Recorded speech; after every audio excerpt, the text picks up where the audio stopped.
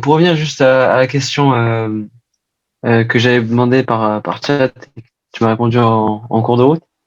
Mais donc c'était pourquoi on est chayav de karet, donc par la Torah, que la nuit du 15 Nissan, mais pas à partir de la sixième heure du 14, donc de la veille. Mais en fait, je comprends toujours pas très bien parce que vu que le Rambam il dit juste après dans l'Acha 9, il explique que justement à partir de la septième heure, du début de la septième heure, eh ben ça devient un interdit de la Torah de manger du Hametz. Donc quelle serait la différence entre la septième et la nuit pour qu'il donne pas la même punition? Alors, très bonne question. Les deux sont de la Torah, mais ce sont deux interdits distincts. Et il y a deux versets différents. Un verset qui parle de l'interdiction de consommer le Hametz durant la fête de Pessah. Un autre verset qui me dit qu'on n'a pas le droit de consommer le Hametz durant le moment qu'on prépare le sacrifice pascal, le Korban Pessah, qui est le moment qu'on prépare, c'est la veille de Pessah. Donc c'est deux versets différents et deux interdits qui sont indépendants un de l'autre. Maintenant, le karet, c'est une punition exceptionnelle. Il y a très peu de choses qui ont le karet. Et la majorité des interdits de la Torah, ce sont des interdits qui n'ont pas avec eux la punition de karet qui vient. Et donc, la question n'est pas, si les deux sont de la Torah, alors les deux devraient avoir karet. Le karet, c'est une chose qui est exceptionnelle. Alors, puisque ce sont deux interdits qui sont distincts un de l'autre, alors chaque interdit, la Torah doit mettre le niveau de gravité à la chose. Et donc, le niveau de gravité de consommer le Hametz la veille de Pessah, depuis Chatzot, depuis midi, c'est un niveau de gravité comme tous les interdits de la Torah. Mais pendant la fête de Pessah, le niveau de gravité, il est beaucoup plus intense et c'est là qu'il y a karet. Donc, les deux sont de la Torah, mais il y a, la veille de Pessah, c'est le niveau ordinaire des interdits, tandis que pendant Pessah, c'est beaucoup plus grave et là, c'est karet.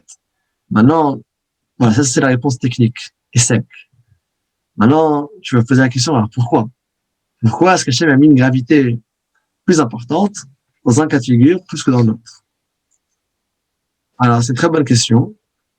Et je pense qu'on peut répondre en étudiant la Chassidut qui explique quelle est la raison de l'interdiction du Hametz. La Chassidut s'est expliqué, bon, ça c'est un point qu'il faudrait le développer, mais je vais être assez bref parce qu'il y a un groupe de jeunes Bachourim qui sont venus pour nous aider avec les Mifsaïm, pour distribuer les Chanoukiyot.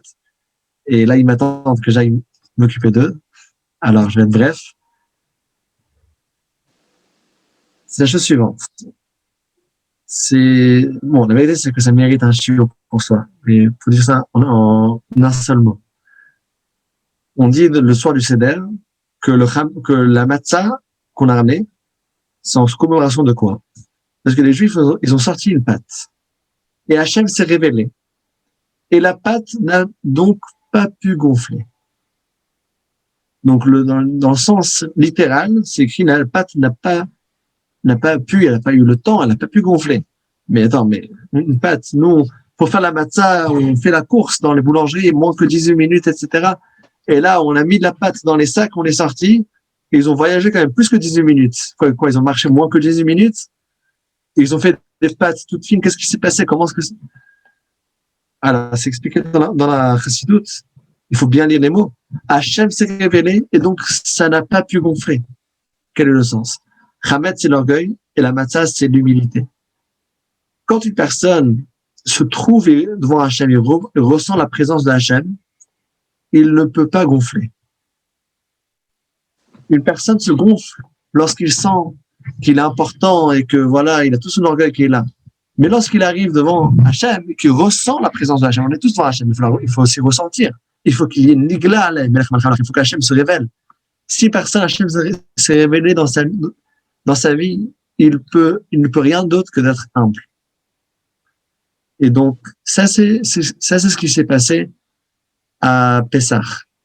Alors, si tu vas me demander pourquoi est-ce que c'est plus grave, parce que la Torah m'a donné de l'interdiction de ne pas manger le Hametz déjà lorsqu'on prépare le Korban Pessah.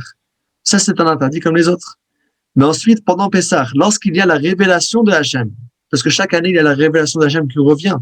Chaque événement qui s'est passé une fois dans la Torah, elle se reproduit à la même date chaque année. Donc, chaque année, on a un Gilouï de Hachem, on a une révélation de Hachem qui vient dans la fête de Pessah. Et toi, tu manges du Chametz qui représente l'orgueil, alors que Hachem, il se révèle. Donc ça, c'est déjà une forme de Morez de Malchut. C'est déjà une forme de rébellion contre le roi. Le roi est présent et toi, tu es orgueilleux. Ça veut dire que tu n'es pas fidèle au roi. Si tu es infidèle, tu mérites la pire punition. Si tu es infidèle et tu te caches, c'est une chose. Mais tu es infidèle et tu es orgueilleux devant la présence du roi, ça, c'est déjà très, très grave. Merci beaucoup. Avec plaisir, Razak. Rav Lévi, juste une petite question rapide. Est-ce que tu pourrais nous donner une définition, rapide, parce que tu as les Barourim qui t'attendent, de la notion de karet, exactement. Par exemple, de quel ordre est cette punition? J'ai du mal à visualiser. Fais une définition, je pense qu'elle serait intéressante. Alors, karet, ça se traduit comme retranchement, et c'est la pire punition vu que c'est pas seulement une mort physique, mais c'est également une mort et un détachement spirituel, que l'âme est retranchée de sa connexion avec Dieu. Donc l'âme, elle va disparaître, et c'est la pire punition, puisque et du peuple juif, tant que l'âme est là, la personne va revenir et tout va se réparer. Mais chez la retrancher l'âme, c'est la pire des choses. Mais ça mérite aussi un shiur pour soi, et dans la Chassidut, on développe un peu, dans le Tanya, dans la partie de Guerre et Teshuvah, il y a toute une section qui parle de comment faire Teshuvah, et là-bas, on parle dans le problème de karet également. Mais karet, c'est pour des avérotes très, très spécifiques. Oui, Rabbi, si je pose la question, si tu n'as pas le temps, demain, vous nous répondez. Le Pessah, c'est le premier soir. C'est le premier soir où le pain n'a pas levé. Donc, on pourrait comprendre qu'on fasse Pessah le premier soir. On ne mange pas du Hametz le premier soir. Mais pourquoi 7 jours? Pourquoi parce que je pense que les jours d'après, ils ont mangé normalement. Alors, très bonne question, mais comme un bon juif, je vais vous renverser la question à l'envers. Oui. Demain? Ok, alors on va regarder pour demain. Voilà, je vous la laisse en suspens jusqu'à demain. Comme ça, il y aura le suspense, si Dieu veut.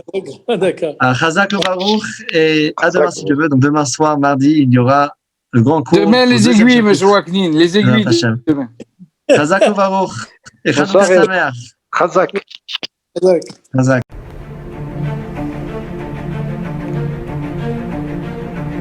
Et si connaître toute la Torah était possible, plongez-vous dans les joyaux de la Torah. Étude du Rambam, le Maïmonide, cours de qualité par des rabbins francophones aux 4 coins du globe. Un chapitre chaque jour, à raison de 20 minutes, pour finir en moins de 3 ans l'apprentissage de la Torah. Relevez le challenge, tous les soirs en direct à 20h30 ou 21h30 heure israélienne. Nos cours sont accessibles à tout moment, YouTube, Facebook et sur notre site torah24.com.